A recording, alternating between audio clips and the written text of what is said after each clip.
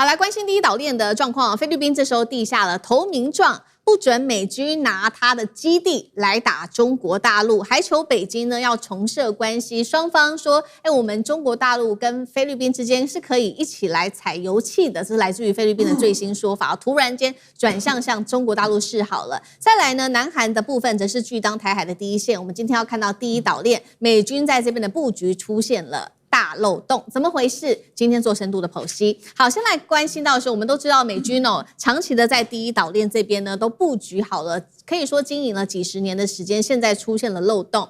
最先出現的軍事變化的就是美軍在西太平洋的最後一艘航母。我們知道這個華盛頓號它即將呢要取代林肯號，要去到中東去做布局了。因為林肯號可以說是疲憊不堪所以接下來華盛頓就會去到中東地區。如果華盛頓一旦離開了他現在在日本附近的這個位置的話，等於是說第一島鏈接下來會出現至少長達1個月以上的一個兵力空窗。這時候美聯社就這樣講了，現在美國的盟友們就會重新思考說，這邊第一島鏈這邊都沒有美國的航母了，美國在印太地區還能夠保護我們的安全嗎？他們真的會把我們印太地區放在第一順位嗎？智庫是這樣說的，他說美國的航母一旦缺席了，就會給中國大陸北京來展示實力的一個好機會。是不是真的對美國表達了不信任呢？我們要來看到，首先第一個國家就是美國的重要盟友菲律賓，現在突然間急踩剎車，對美國轉向了。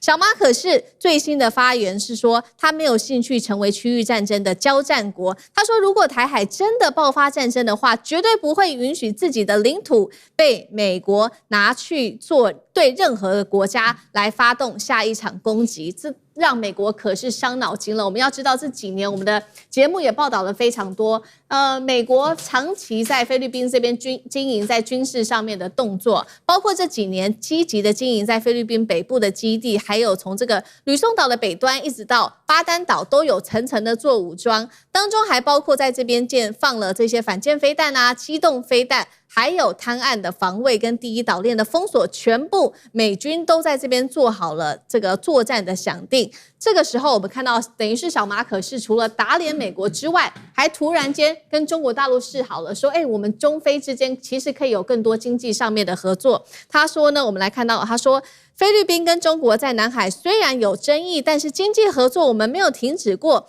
菲律賓沒有要跟中國疏遠菲中正在重新談有關於南海油氣的共同探勘的問題。好，所以今天節目一開始先請教委員怎麼看了。華盛頓號接下來會被抽到中東地區，小馬可是又在這邊喊話說，這個菲律賓不會當被攻擊的一個跳板還轉身跟北京談起了油氣，到底怎麼回事？他是不再相信美國可以保護菲律賓國家的安全了嗎？委員怎麼解讀？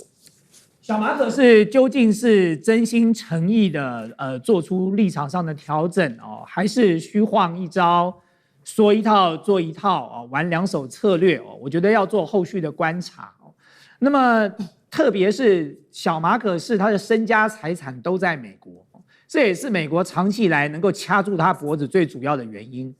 那麼一旦面臨到自己身家財產的威脅，他是不是真的能夠如同他所宣示的他不介入接下來這個台海之間任何的衝突而且第二點就是說，美國都已經在那裡部署了，美國就算要使用你的基地，你能怎麼辦？你把它打下來嗎？你不讓你把他人全部趕走嗎？小馬可是做得到嗎？所以美國如果真的要硬幹，我就用你在菲律賓的那4個基地作為跳板。坦白講，小馬可是除了表達抗議跟遺憾之外，他還能做什麼？那第三，如果小馬可是真的有這樣的一個誠意全面的來改善跟中國大陸現在的緊張關係，他應該要立刻撤換掉的是他的國防部長。他的國防部長最近才帶着軍人去抓中國的這個工人這莫名其妙的事情什麼時候這樣的一些執法行動要用軍人用軍隊來執行了？這是你的國防部長，所以如果你連你的國防部長都處理不掉，你說你現在要跟中國大陸維持什麼多友好的關係，大家共同來開發南海，不是不行。可是你先交出投名狀你先拿出一些誠意出來嘛。那你說小馬可是在這個時候為什麼要玩這個兩手策略呢？其實也不意外，他看看中東的國家的下場是什麼。中東的國家跟美國不好嗎？波斯灣的國家長久以來協助美國建立了美元的霸權油源如果今天沒有波斯灣的國家的配合，美國何德何能夠用美元來控制全世界幾十年的時間呢？所以連這麼親密的夥伴，這個波斯灣的國家砸了大錢去買美國的軍事裝備，美國在波斯灣設了一大堆各式各樣的軍事基地，最後下場是什麼？最後下場是成為了附帶受傷害的人哦，就美國結了仇，結果他的這些盟友來替他承擔了。所以對菲律賓來說，他當然要掂量啊！就菲律賓能夠比得上波斯灣的國家跟美國的交情嗎？那如果連波斯灣的國家都可以被美國這樣的犧牲，被美國這樣的牽連，那麼他今天跟美國綁這麼近有什麼好處呢？那你更不要講接下來，美國在整個這個西太平洋的軍力是真空的啊。美國的11艘航空母艦，現在加上林肯號就有6艘，現在要回去整補跟大修了。所以美國真正能夠部署的這個是非常有限的。如果你再扣掉它在西岸的2艘航空母艦跟東岸的這個基地的1艘，所以你接下來美國能夠部署的就只有2、3艘了。這2、3艘還要再放1艘在這個阿拉伯海啊，現在正在過去的布希號所以光是你看現在的這個狀況，你就知道美國自己的兵力都已經捉襟見肘了，航空母艦捉襟見肘，所有相關的這個軍事裝備捉襟見肘。那在這個情況之下，菲律賓當然要買保險嘛。但是我要講的是，買保險不是出張嘴，買保險要有一點實際的作為，否則北京政府也不是吃素的，他不會被你3言2語就騙了。对，好，現在不只是菲律賓哦，對於這個美國可以看出他的不信任度，還有另外一個國家就是南韓了。南韓也很怕類似菲律賓哦，會因為第一島鏈出事了而自己一起被連累哦。所以呢，我們來看到最新消息是，南韓現在也開始對美國劃了界限。今年呢，美韓本來會有這一場的已知自由護盾的軍演，那美國最新呢，他在介紹這一場演習的時候，跟過去的態度有點不一樣了。為什麼這麼說呢？因為他開始提到有關於第一島鏈。要知道這個不一樣的地方點是說，以前在講這種軍演的時候，大部分都是會強調北韓的威脅啊，還有核武啊、彈道飛彈等等。現在整個把第一島鏈都放進來了，南韓現在是在想說，駐韓的美軍是要在防衛北韓，還是要幫忙對付中國大陸呢？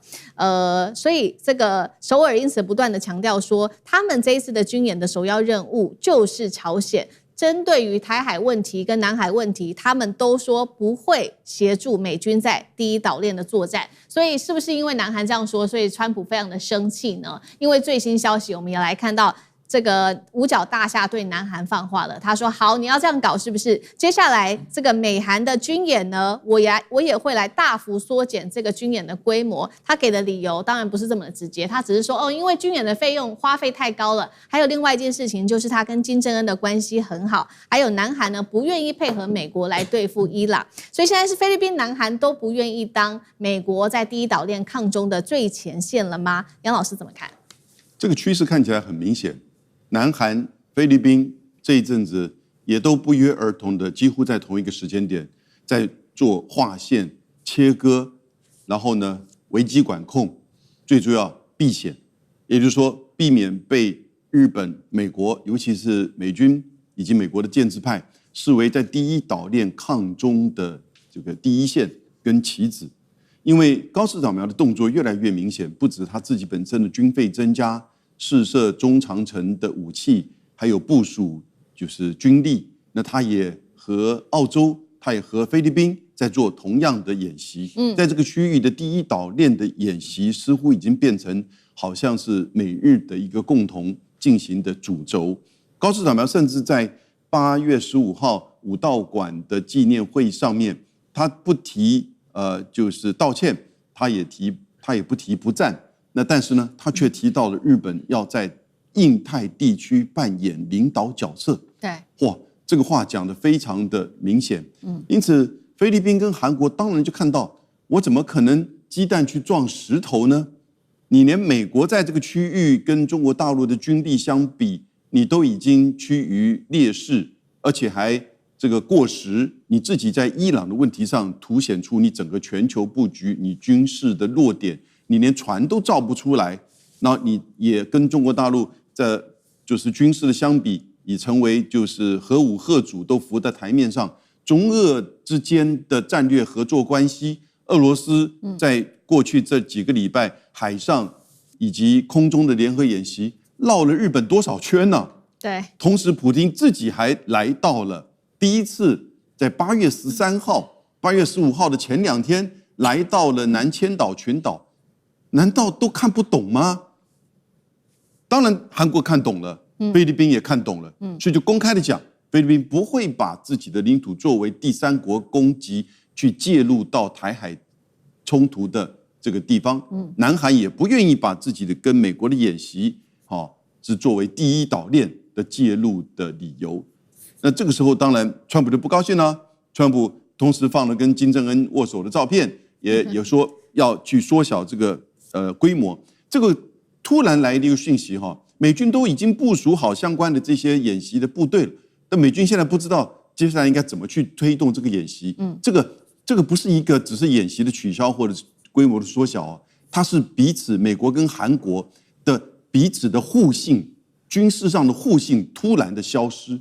所以你現在看到的是很清楚這樣這個態勢。好，所以我們看到包括了菲律賓跟南韓他們都已經看清楚接下來台海恐怕會爆發的危機。那另外一方面，還有就是他們認為說，美國在第一島鏈這邊恐怕出現了真空。那真空有2個問題，就是第一個就是航母可以真的作戰的數量真的非常的少。剛剛委員也有提到嘛，因為6艘正在整修，所以現在真的能夠作戰的恐怕只剩下2到3艘，更不要說我們剛剛講的華盛頓號很快就會離開日本附近，然後去中東。再來第二件事情就是呢，美國現在在第一島鏈在這邊的這個基地其實太老舊了。其中他們就特別提到了這一座基地是在日本沖繩的嘉手納基地，存在設施老化、維修不足等等的問題。現在是說，包括連供水跟管線設施都有問題耶。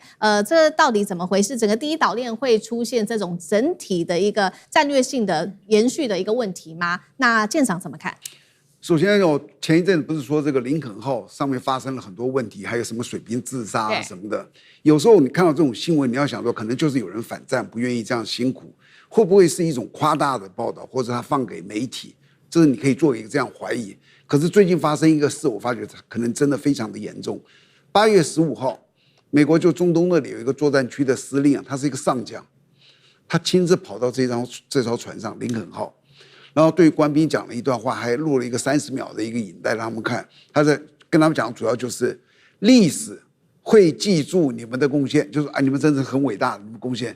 你知道在戰時一個上將司令跑到一個船上去鼓舞船上的官兵那是一個不得了的事情。所以你可以看到，他真的有很大的問題。林肯號保證。那第二個，它到底什麼問題？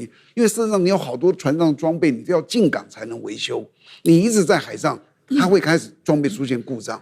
它除了它在，它旁邊的護衛艦也通通都要在，通通都會發生一些這樣問題。除了裝備，當然第二個就是人員，人員的士氣的那垮掉，那是比裝備還要可怕，因為人員會去報復的。那接着你再說這一次整個太平洋地區沒有一艘航母，我去查一下資料，對。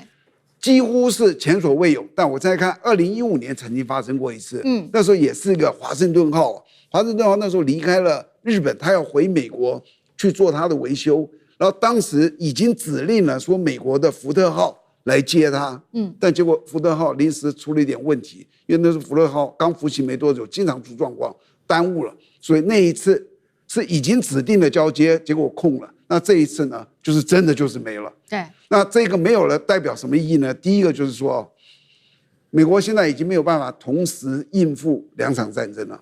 美國軍方以前就說我們要同時能夠打2場大型戰，現在只有一個伊朗還不是很大型的，只不過對方很頑強而已。他現在你就發現他已經不行，美國江河日下。然後第二個，他的維修能力真的出了很大的問題。為什麼他這麼多的船卻這麼幾艘船在這裡？因為他的維修能力出了問題，好比說也是華盛頓號在2017年8月入塢，它應該2021年出來的，整整晚2年，維修4年變6年，就是他們的維修真的出了很大的問題。好，謝謝艦長，那我們休息一下，馬上回來。觀眾朋友們，我們要開會員頻道啦！因應呢美中、中東還有印太的亂局，你看到的是新聞，我們看到的是背後誰在操控這個世界。加入會員可以取得獨家視角的通行證，你將優先取得更深的觀點判讀，包括了核心真相分析、歷史脈絡拆解、局勢推演邏輯。同時解鎖會員勳章、優先互動權、問題解析、幕後花絮，支持我們制作高品質的影片。點擊下方的加入鍵，一起成為戰友吧！我們會員頻道見。